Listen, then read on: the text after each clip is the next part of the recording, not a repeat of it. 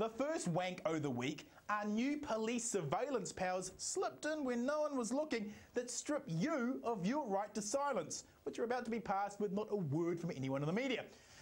Seeing as the police have also lowered the evidential threshold to decide if you are a gang member or not, by watching me speaking out about not being able to stay silent may make you a member of my gang, which, as determined by the police, only has to be 3 people who vaguely know each other.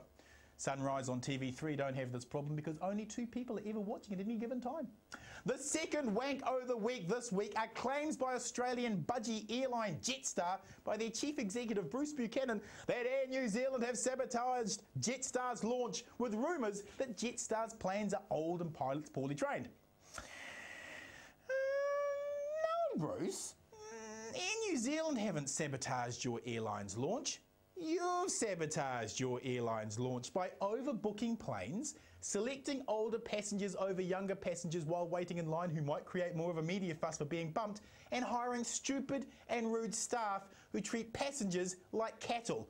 You, Bruce, have sabotaged your airline's launch by then patronisingly and with a certain Australian arrogance, it must be said, told New Zealanders that they need to be educated when to turn up for a Jetstar flight.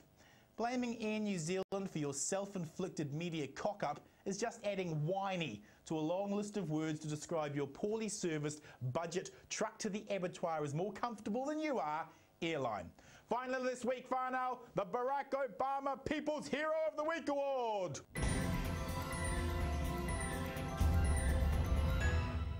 This week, it goes to Barack Obama. Congrats to President Obama for finally making the Iraqi people happy.